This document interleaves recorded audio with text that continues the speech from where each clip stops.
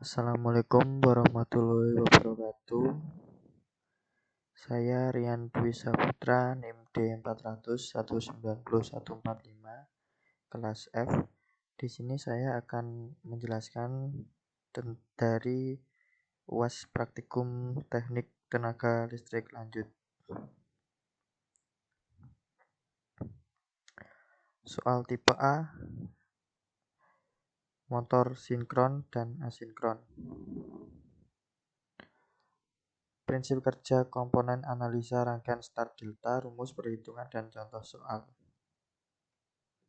A. Prinsip kerja 1. Motor sinkron. Motor sinkron adalah motor AC yang bekerja pada kecepatan tetap pada sistem frekuensi tertentu. Motor ini memerlukan arus searah DC untuk pembangkitan daya dan memiliki torsi awal yang rendah. Dan oleh karena itu, motor sinkron cocok untuk penggunaan awal dengan beban rendah seperti kompresor udara, perubahan frekuensi, dan generator motor. Motor sinkron mampu untuk memperbaiki faktor daya sistem, sehingga sering digunakan pada sistem dan menggunakan banyak listrik. Prinsip kerja motor AC sinkron yaitu pada motor sinkron. Suplai listrik bolak-balik atau AC membangkitkan fluksi medan putar stator atau BS dan suplai listrik searah atau DC membangkitkan medan rotor atau BS. Rotor berputar karena terjadi interaksi tarik-menarik antara medan putar stator dan medan rotor. 2. Motor asinkron atau induksi. Perangkat satu ini terjadi dari dua jenis, yaitu induksi 1 fasa dan 3 fasa dengan fungsi berbeda. Umumnya, motor induksi atau asinkron 1 fasa memiliki ukuran lebih kecil, sedangkan 3 fasa banyak digunakan untuk kebutuhan induksi.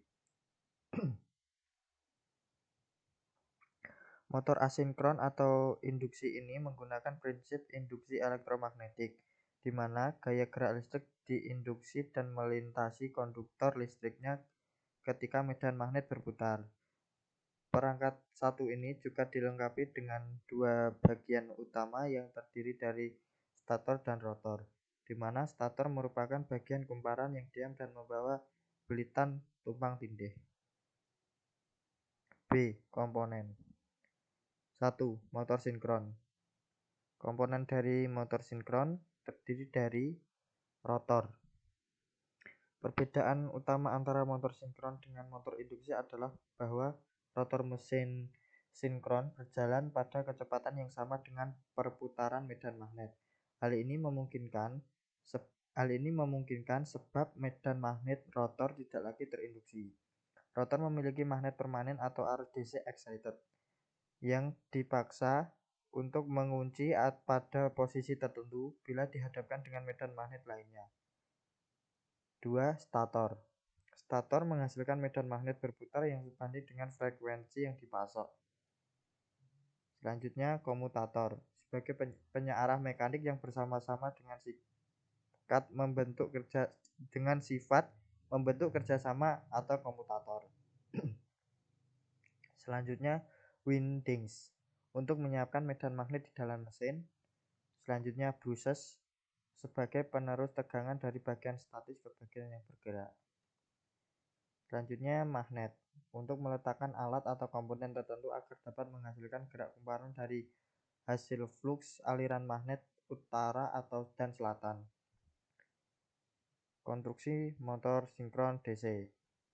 Inilah gambar dari konstruksi motor sinkron DC. Selanjutnya, 2. Motor asinkron atau induksi. Terdiri dari stator. Stator merupakan lilitan tembaga statis yang terletak mengelilingi poros utama. Fungsi stator adalah untuk membangkitkan medan magnet di sekitar rotor. Rotor.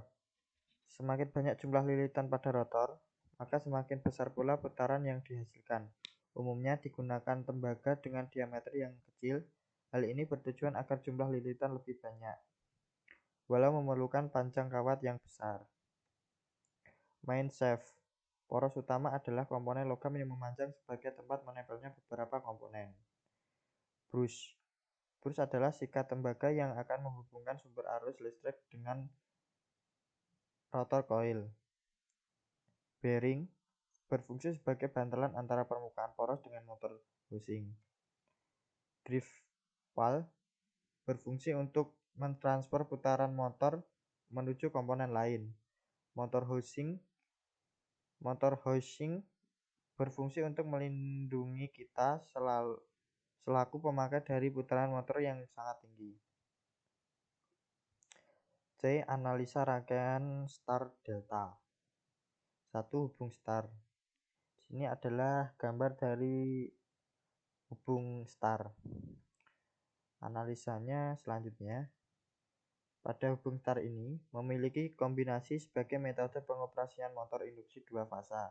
Terdapat power supply pada rangkaian yang berfungsi untuk menyuplai tegangan langsung ke komponen. Ada juga L1, L2, L3 yang masing-masing terhubung dengan U1, V1, dan W1 yang berada di tiga fasa induksi motor, dan terdapat U1, V1, W1 lagi di bawah yang pertama tadi, serta ketiganya terhubung menjadi satu kesatuan. Hubung star dengan kebutuhan arus yang tinggi akan menghasilkan putaran motor listrik dengan kecepatan yang rendah serta torsi yang tinggi. Selanjutnya, hubung delta. Berikut adalah gambar dari hubung delta. Analisanya selanjutnya.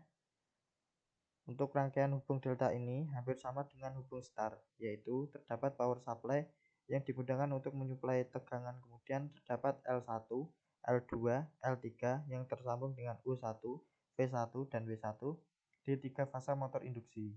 Untuk U1, L1, dan W1 ada dua bagian yang sama dan terhubung secara lurus dan keseluruhan. Jadi tidak terpisah seperti hubung star yang sebelumnya.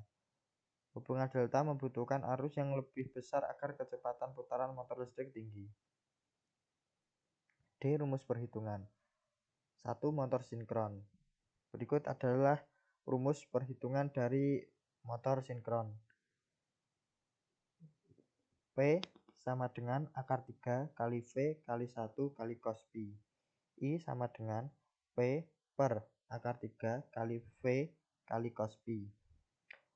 NS sama dengan 120 kali F per pi, di mana NS sama dengan kecepatan sinkron motor atau RPM. F adalah frekuensi atau Hz. P jumlah kutub motor. Selanjutnya P sama dengan V kali 1 kali cos pi. 1 sama dengan P per V kali cos pi. 2. Motor asinkron atau induksi. Kecepatan sinkron NS sama dengan 120 kali frekuensi per poles, sama dengan 120 kali F per pi, sama dengan RPM. Persentase motor slip. Persentase motor slip, persen motor slip, atau persen per S, sama dengan hasil dari NS min NR per NS dikali 100. Selanjutnya, kecepatan motor. Rotor speed atau NR sama dengan NS kali 1 min persen slip. Torsi T sama dengan HP kali 525 per RPM. Contoh soal. Motor sinkron. Motor 6 kutub disuplai dari sumber 60 Hz 3 fasa. Kecepatan rotor pada beban penuh adalah 1140 RPM. Tentukan A. Kecepatan sinkron dari medan magnet. B. Slip per unit. C. Kecepatan rotor untuk sebuah hasil beban yang dikurangi di slip S sama dengan 0,02. Jawabannya A. Kecepatan sinkron, yaitu NS sama dengan 120 F per P. NS sama dengan 120 kali F per P. F per P nya adalah 60 per 6. Jadi 120 kali 60 per 6, 7.200 per 6 sama dengan 1.200 rpm. B. Slip per unit. S sama dengan ns min r per ns. 1.200 min 1.140 per 1.200. 60 per 1.200 sama dengan 0,05 atau 5%. C. Kecepatan rotor. S sama dengan ns min nr dibagi ns sama dengan 1 min nr per ns.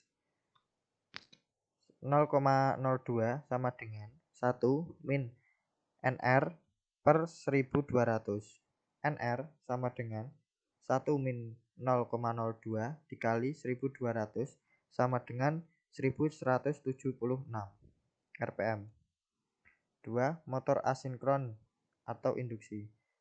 Sebuah pompa triple ram diputar dengan kecepatan 60 rpm oleh sebuah motor induksi 3 fasa 4 kutub 50 Hz. Jika slip motor 4%, carilah perbandingan total gigi motor dengan pompa. NS jawabannya NS atau pompa, NR atau motor. NS F kali 60 per P. Hasilnya adalah 750 rpm. Selanjutnya NS S sama dengan NS min NR per NS. Dan inilah perhitungannya.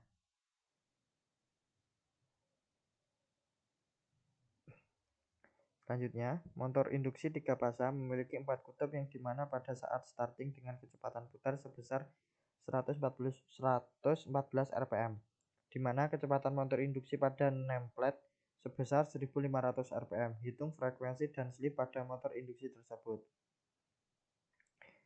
Bisa dilihat di sini adalah jawaban dari pertanyaan berikut.